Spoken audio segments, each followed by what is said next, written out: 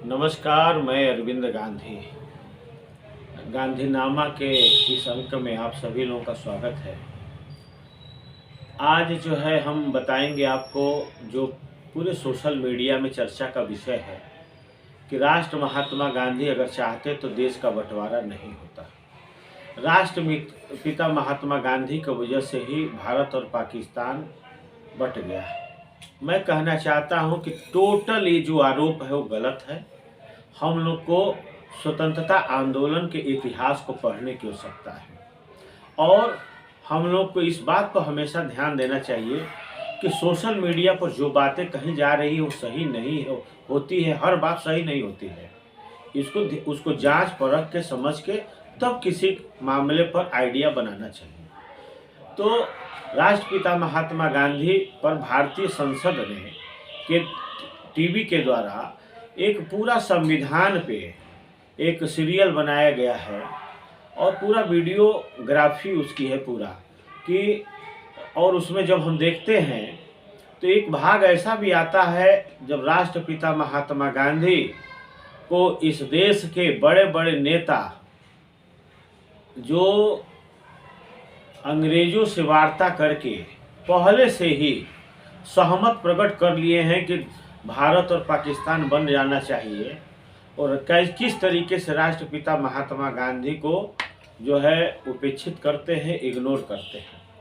साथियों, मैं बताना चाहता हूं कि जब पूरे देश में दंगे फैले हुए थे तो राष्ट्रपिता महात्मा गांधी दूर दूर जाके जहां दंगा फैला था उसको जो है मतलब वहां लोगों को समझाने बुझाने का काम करते थे। जब वो दिल्ली पहुंचे तो 2 दिन तक उनसे कोई मिलने नहीं आया।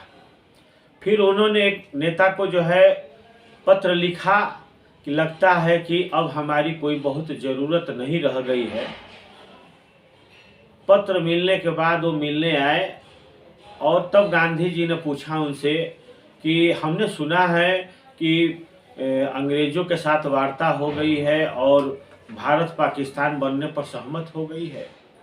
तो उन लोगों ने और भी लोग उनके साथ आ गए और कहा कि बापू आप बहुत दूर थे, आपसे बात नहीं हो पाई, लेकिन यही हमारे पास रास्ता है और कोई हम लोग के पास रास्ता नहीं था, इसलिए भारत पाकिस्तान पर जो है सहमत बन गई है और इसका विभाजन अब जो है अपरिहार्य है।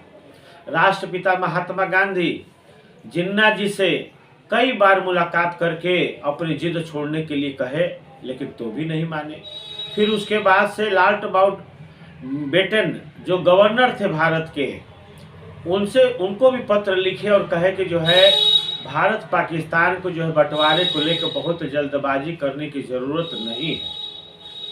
उन्होंने भी इस बात को नहीं समझा और अंत में हम लोग ये महसूस उन्होंने करते हैं कि वो जब पटेल जी और नेहरू जी उनके साथ बैठे थे तो उनको भी समझाने का प्रयास किया कि अरे भाई, जिन्ना ही अगर सरकार बना लेंगे तो कम से कम देश का विभाजन तो नहीं होगा।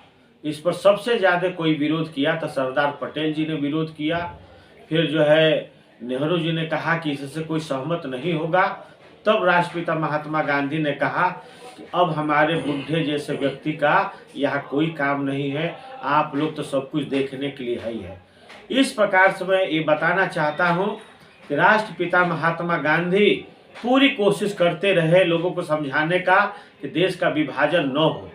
यहाँ तक कि देश के विभाजन के बाद भी वो चाहते थे कि भारत पाकिस्तान के संबंध अच्छे बने और उन्होंने ऐलान किया था कि मैं बिना पासपोर्ट बिना वीज़ा के पाकिस्तान जाऊंगा, लेकिन ये संभव नहीं हो पाया।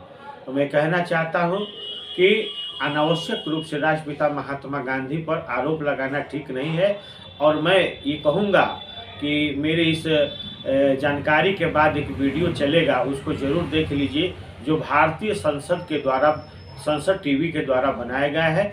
आपके सारा मोटो क्लियर हो जाएगा। बहुत May I have some salt, please? Sure.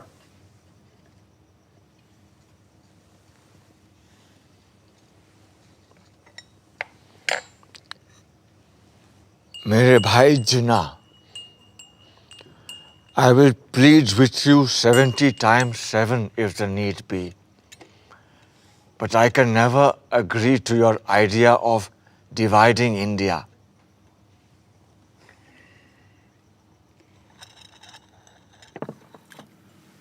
In that case, let's agree to disagree on the question of partition. But I'm entirely with you on the question of signing an appeal to both Hindus and Muslims to keep peace. If you want, you can have a look at the draft typed by my assistant. I need not read anything that you ask me to sign.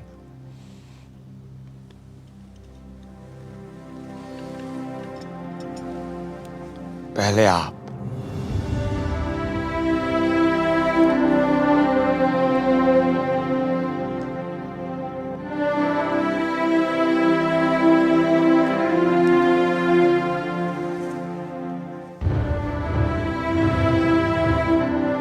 मैं Lord Mountbatten से कहने जा रहा हूं कि अगर जरूरत पड़े तो वो अंतरिम सरकार को बर्खास्त करके जिन्ना को दावत दें और कहें कि वो अपने मन की सरकार कायम कर लें। बस पाकिस्तान बनाने की मांग छोड़ दें। बापू, आप अपनों की बलि चढ़ाकर एक ऐसे आदमी की हिमायत कर रहे हैं जिसने सारी जिंदगी आपका विरोध किया है। अगर मेरे अपनों की बलि चढ़ाकर हिंदुस्तान बच जाता है तो सौदा महंगा नहीं है सरदार। बापू, ये आपका ज्यादा ख्याल हो सकता है। आपको लगता है कि सेंट्रल असेंबली इस बात पर आपका साथ देगी? अगर ऐसा हुआ तो तुम्हें मुझे वचन देना होगा कि कांग्रेस सदन में अपने बहुमत का इस्तेमाल जिन्ना की सरकार को रोकने के लिए नहीं करेगी।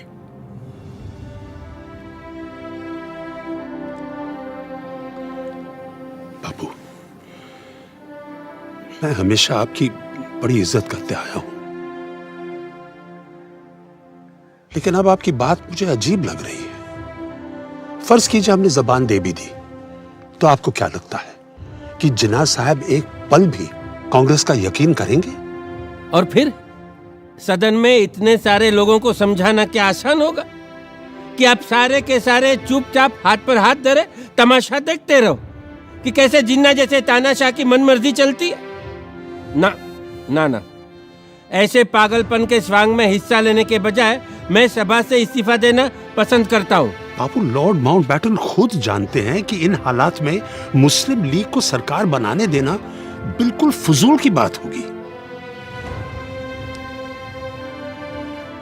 शायद आप लोग बेहतर समझते हैं।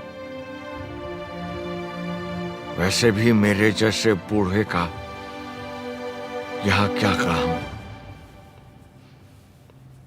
मुझे तो बिहार और बंगाल में होना चाहिए, जहां दंगे फिर भड़क रहे हैं। यहाँ तो आप लोग हैं ही।